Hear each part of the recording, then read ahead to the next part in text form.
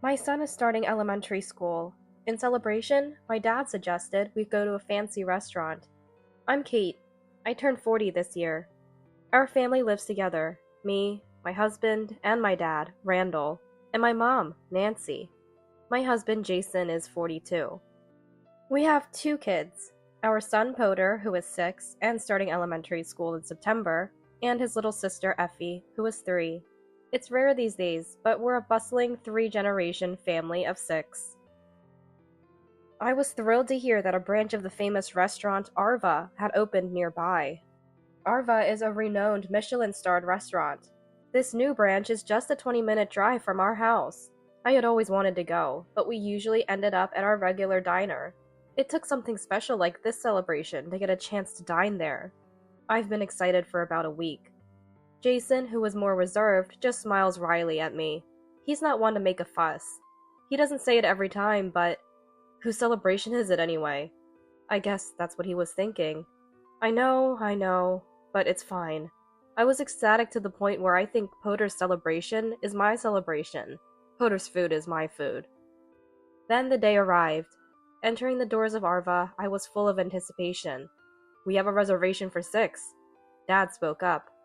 Yes, for 6. We've been expecting you. But as soon as we sat at the counter, kids, huh? They don't even appreciate the taste. I heard the chef mutter under his breath. What? I did a double take at the chef. He turned his back to us swiftly. Dad and Mom didn't seem to notice anything. Maybe I was the only one who heard it because I was closest to the chef. This restaurant doesn't have prices on the menu, I remarked upon seeing the menu. The chef overheard my quiet comment. A sharp voice came from the chef.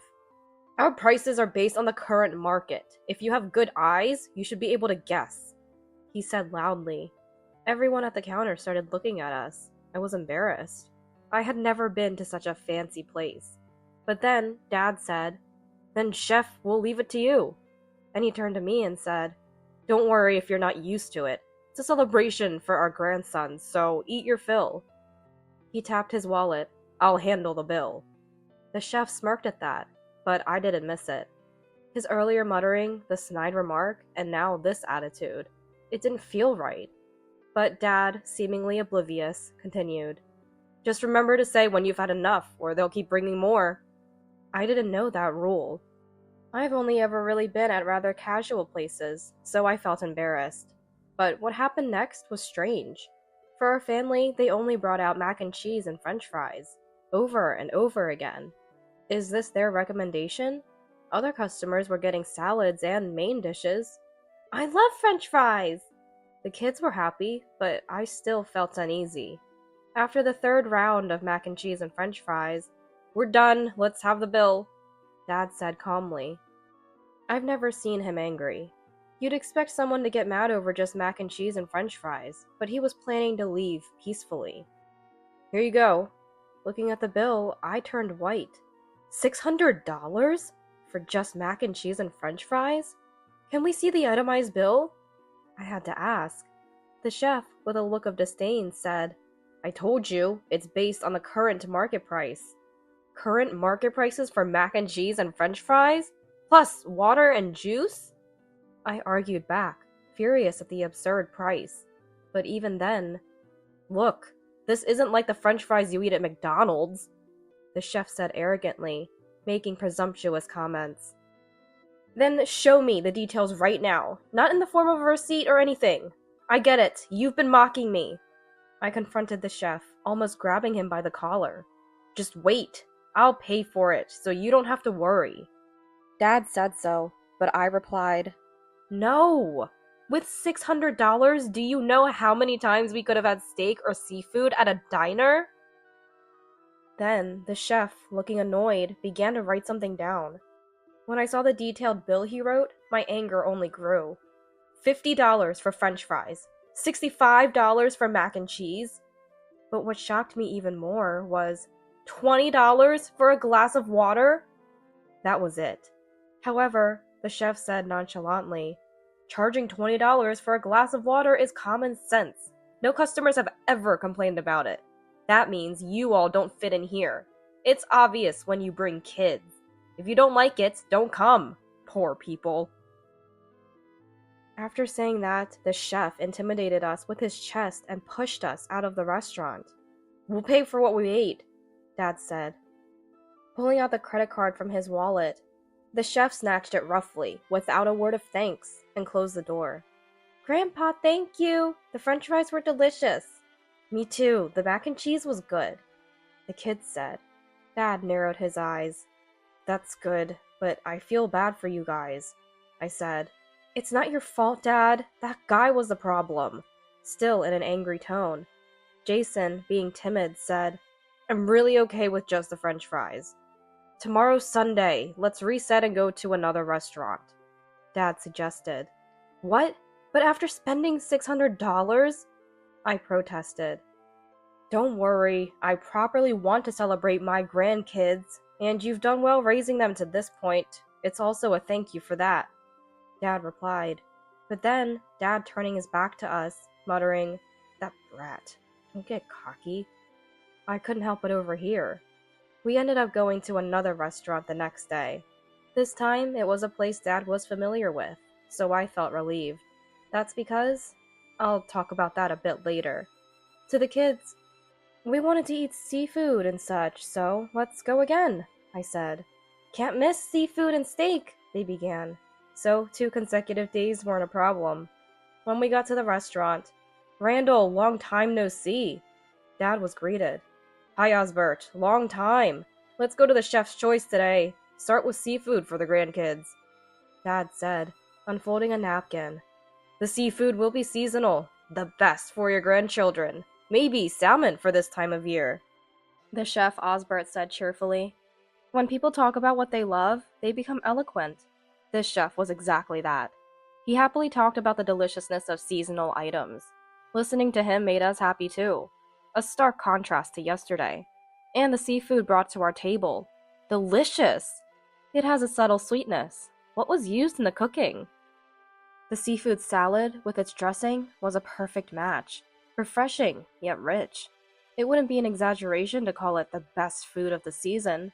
I chewed and swallowed, savoring the food from the tip of my tongue to the back. Each bite seemed too precious to swallow. The smooth seafood oil had no fishy smell, but a sip of white wine reset it all. My palate, ready for the next dish as if it hadn't tasted anything before. Could there be a greater luxury? I was wondering what would come next when, bang! The door flew open with incredible force, so strong I thought it might come off its hinges. Startled by the loud noise, I turned around, only to scream in shock the next moment. What? The chef from yesterday? There stood the arrogant chef from the high-end restaurant that looked down on us the day before. Still in his cooking attire, he barged into the restaurant and rudely took off his hat. "Master, why did you cancel the use of the Restaurant Arva name for the branch?" He yelled. Dad responded, sipping water with a smirk. "I was waiting for you." "I heard about it. You were extremely rude to this gentleman," said Osbert, who was called the master, addressing the arrogant chef who had stormed in. "What? This gentleman?" The arrogant chef looked at Dad sitting at the counter. Then, "Ugh, the poor guy from yesterday!" he exclaimed. Osbert retorted, "Poor? Do you even realize who this man is?" He yelled loudly. "This man is my master, the founder of Restaurant Arva." "What?" The arrogant chef reflexively apologized to Dad on the spot. I was a bit surprised and excited. Actually, I knew that Dad was the chef of Restaurant Arva. He had retired from Restaurant Arva and handed over the chef duties to Osbert. This was that restaurant. And the branch of Restaurant Arva, when we visited yesterday, had this arrogant chef. I wanted to say that during the absurd customer service and the exorbitant bill, but Dad had wanted to handle it quietly, so I didn't say anything. I also thought that Dad must have had something in mind, so I kept quiet. And here we were. It wasn't a lie when I said we usually eat at casual diners. It was mostly casual diners when it was just the kids, Jason and me. My dad is a chef. Out of respect for Dad's pride as a chef, we didn't go to cheap restaurants when my parents were around. And when it was just the 4 of us, Me, Jason, and the kids, we went to casual diners. So, in a sense, we were poor people who only ate at diners. But I couldn't stand the arrogant chef from yesterday. Now, watching the arrogant chef apologize was somewhat amusing. After glancing at the arrogant chef, Dad said, "May I borrow a knife?" Osbert stood up and walked into the kitchen. "Of course, master!" And goes into the kitchen. "The dish we had earlier was exactly as I had instructed. You're doing well." He spoke to Osbert and then took hold of a knife. Dad's knife skills transformed the same menu item that had been served earlier. The seafood looked different just because of the way it was cut. He placed it in front of the five of us, then served the last piece of salmon. "Try this," he said to the arrogant chef. The arrogant chef got up leisurely. He took a bite. "What is this?" The arrogant chef's eyes widened. "That's the point," Dad said. "The taste is completely different depending on how you use the knife." The arrogant chef's voice trembled. "Compared to that," Dad continued, "the salmon you cut and served to other customers wasn't uniformly thick, which affects the taste." The arrogant chef shrunk in size, looking down. "That's not all. The other seafood was the same, and the mac and cheese was overcooked and the french fries were over-fried." Then Dad turned to Osbert and said, "I think it was too early to open a branch with this guy." Osbert apologized. "Well then, let's hear the reason why you only serve mac and cheese and french fries for the chef's choice." Dad continued. "What?" Osbert exclaimed in surprise. The arrogant chef started to tremble. Osbert stood in front of the cowering, looking down arrogant chef, arms crossed, voice trembling with anger. "You! What have you done?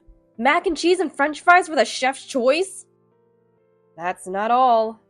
Dad continues speaking. "The water was $20 a glass."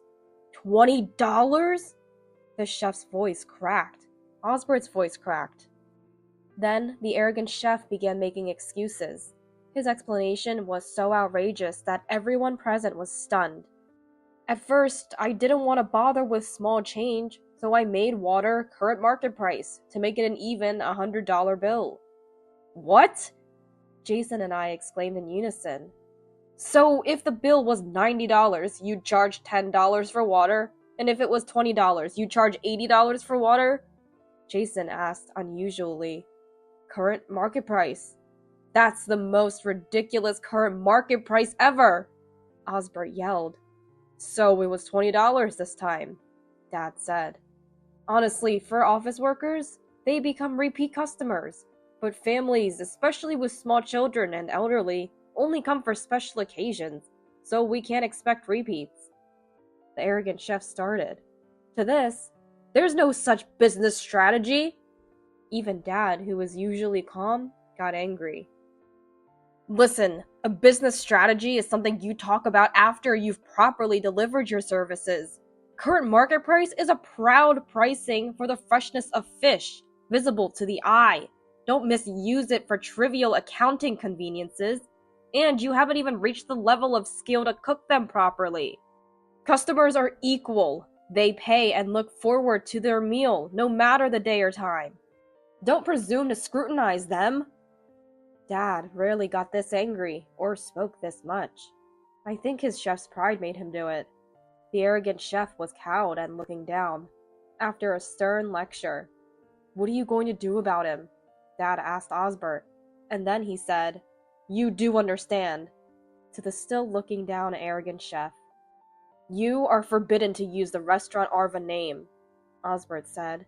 "He wasn't like that before, and his taste was solid, but he changed after owning this place," Osbert said. Being a famous restaurant's branch, customers would come just for the name, and he probably got conceited with the high customer count. He kept deteriorating in his quest for more profit. Still, Dad's skills hadn't faded with age. "Grandpa, you were cool," said Potter. Thus, the arrogant chef was made to change the name of his restaurant. But that restaurant closed within a few months. Without the famous name, it was a world of pure skill. The taste must have been lacking. "Wasn't tasty, just famous," was the harsh critique on Yelp. The arrogant chef became infamous for the restaurant Arva branch incident and couldn't find work anywhere. He returned to the countryside, I heard, from Dad's disciple, the chef. The absurd $600 bill was returned by the chef, who took it from the arrogant chef. Osbert said it was his responsibility for training such a man and a gift to the master. He even made our meal that day free. One day, "Grandpa, this is a thank you," Effie said, smiling, handing something to Dad. In her small hand was a slightly clumsy seafood salad, all bought from a grocery store. Effie had arranged it on a plate herself. The dressing was overdone and too salty, but Dad ate it with a beaming smile. "Delicious! Thank you," he said, stroking Effie's head happily. "I'll pass on showing off today," said Potter. "When I grow up and become a chef, I'll invite Grandpa as my first customer," he also said. Dad stroked Potter's head too, looking happy. "If I make something really delicious, let me use the restaurant Arva name too," Potter said. He didn't yet understand what it means to use that name entailed. "I hope you can," Dad laughed.